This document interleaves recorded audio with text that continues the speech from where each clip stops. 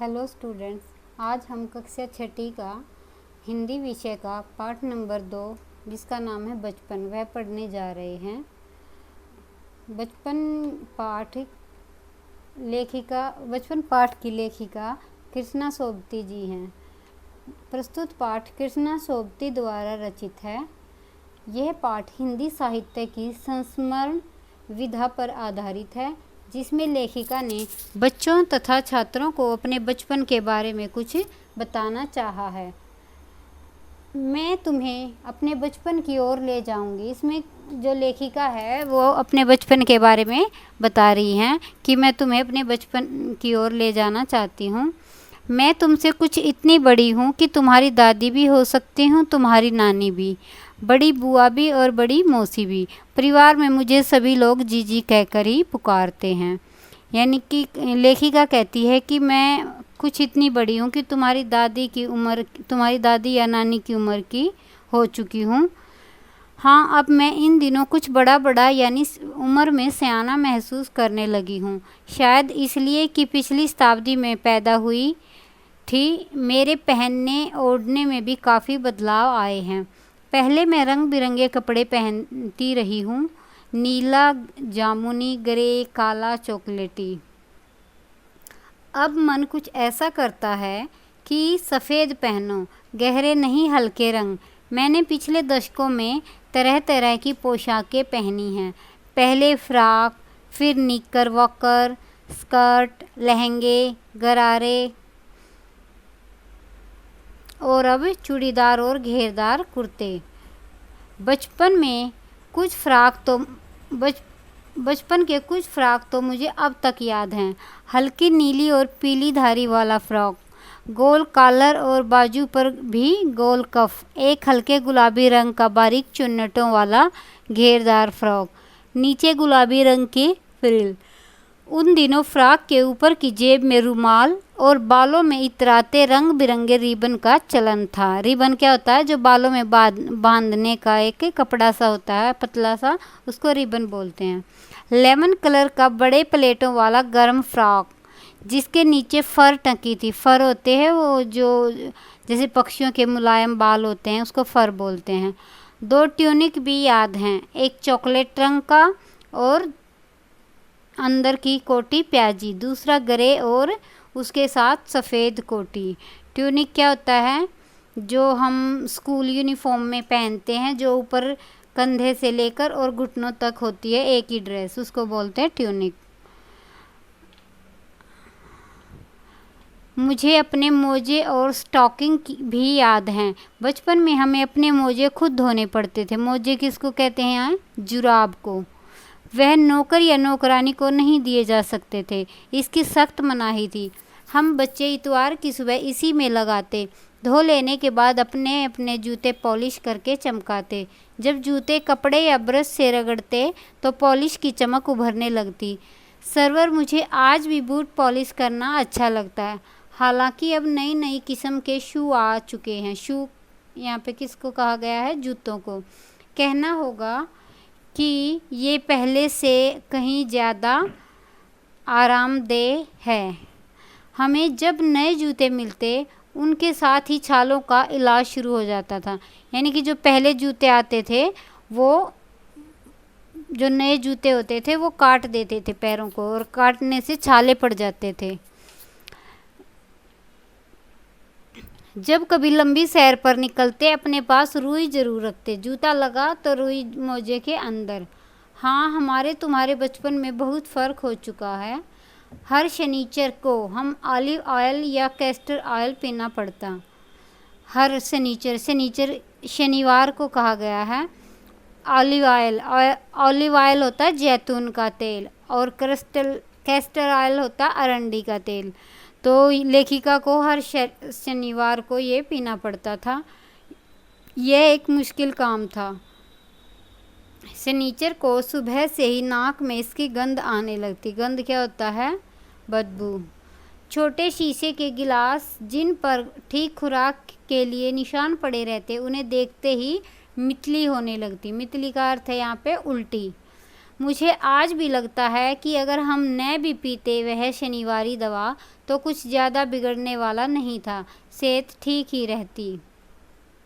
तुम्हें बताऊंगी कि हमारे समय और तुम्हारे समय में कितनी दूरी हो चुकी है। यहाँ तक कि बचपन की दिलचस्पियाँ भी बदल गई हैं। याद रहे उन दिनों कुछ घरों में ग्रामोफोन थे, रेडियो और टेलीविज़न नहीं थे। हमारे बचपन की कुल्फ़ी आइसक्रीम हो गई है, कचौड़ी समोसा पैटीज़ में बदल गया है, शहतूत और फालसे और खसखस के शरबत कोक पेप्सी में। लेखिका कहती है कि हमारे और आपके समय में बहुत ज़्यादा ही परिवर्तन हो चुका है। पहले जब जो हम बचपन में कुल्फ़ी खाते थे, आजकल वो आइसक्रीम बन चुकी है, कचौड़ी समोसा पैटीज़ में बदल गए हैं, और जो शहतूत और फालसे का जो खसखस होता था वह अब उनके जो शरबत होता था वो कोक और पेप्सी में बदल गए हैं। उन दिनों कोक नहीं, लेमनेड विम्टो मिलती थी। शिमला और नई दिल्ली में बड़े हुए बच्चों को वेंगर्स और डेविको रेस्तरां की चॉकलेट और पेस्ट्री मज़ा देने वाली होती। हम भाई बहनों की ड्यूटी लगती शिमला मॉल से ब्राउन ब्रेड लाने की। हमारा घर मॉल से ज़्यादा दूर नहीं था, एक छोटी सी चढ़ाई और गिरजा मैदान पहुंच जाते। वहां से एक उतराई उतरते और मॉल पर कन्फेक्शनरी काउंटर पर तरह तरह की पेस्ट्री और चॉकलेट की खुशबू मनभावनी।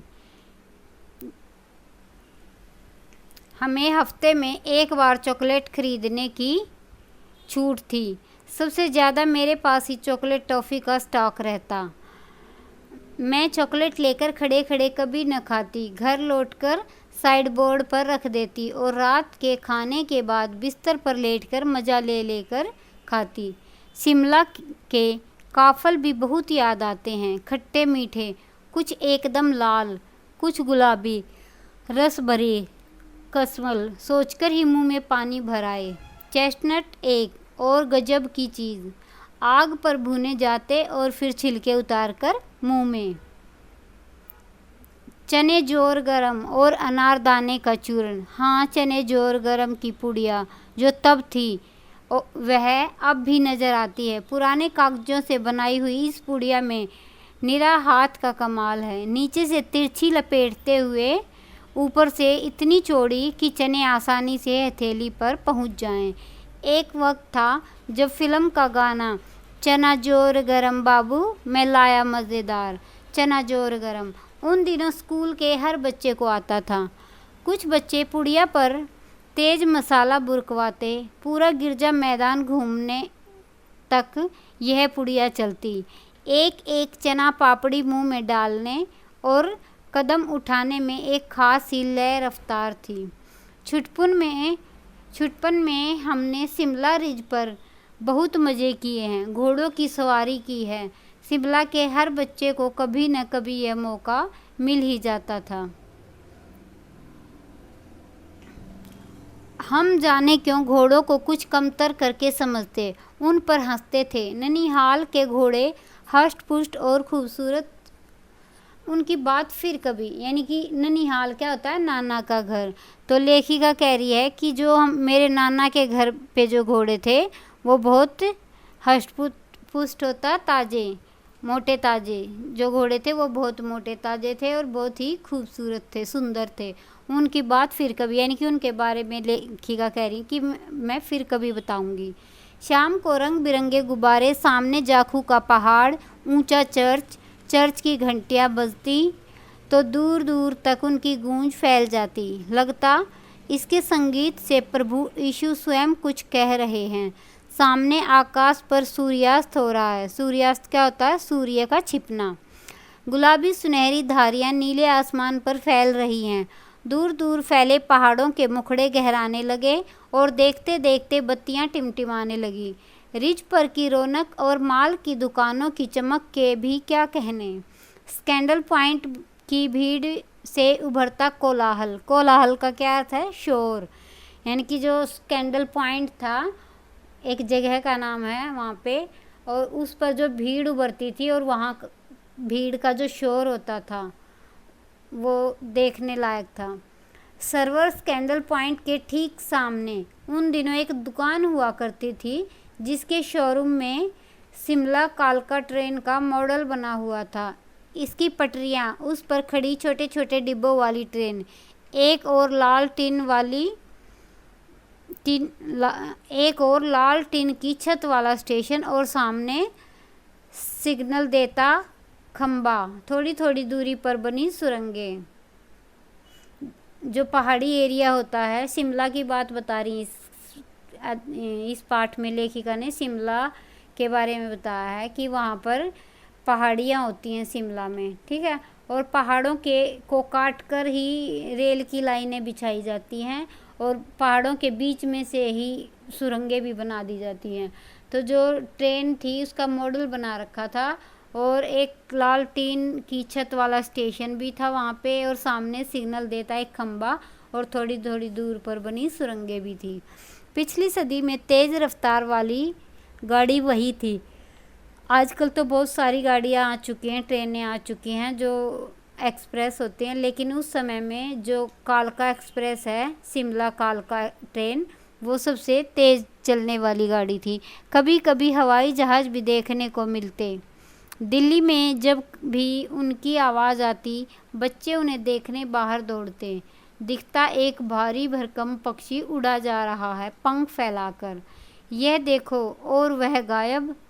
उसकी स्पीड ही इतनी तेज़ लगती। हाँ, गाड़ी के मॉडल वाली दुकान के साथ एक ऐसी दुकान थी जो मुझे कभी नहीं भूलती। यह वह दुकान थी जहाँ मेरा पहला चश्मा बना था। वहाँ आँखों के डॉक्टर अंग्रेज़ थे। शुरू में चश्मा लगाना बड़ा अटपटा लगा। छोटे बड़े मेरे चेहरे की ओर देखते और कहते, आँखों में कुछ तकलीफ़ है? इस उम्र में ऐनक? दूध पिया करो। मैं डॉक्टर साहिब का कहा दोहरा देती, कुछ देर पहनोगी तो ऐनक उतर जाएगी। वैसे डॉक्टर साहब ने पूरा आश्वासन दिया था, लेकिन चश्मा तो अब तक नहीं उतरा। नंबर बस कम ही होता रहा। मैं अपने आप इसकी जिम्मेवार हूँ। जब आप दिन की रोशनी को छोड़कर रात में टेबल लैंप के सामने काम करेंगी तो इसके अलावा और क्या होगा? हाँ, जब पहली बार मैंने चश्मा लगाया तो मेरे एक चचेरे भाई ने मुझे छेड़ा, देखो देखो कैसी लग रही है। आँख पर चश्मा लगाया ताकि सूझे दूर की, यह नहीं लड़की को मालूम सूरत बनी लंगूर की। मैं खिजी कि मुझ पर यह क्यों दोहराया जा रहा है, पर शेर बुरा न लगा।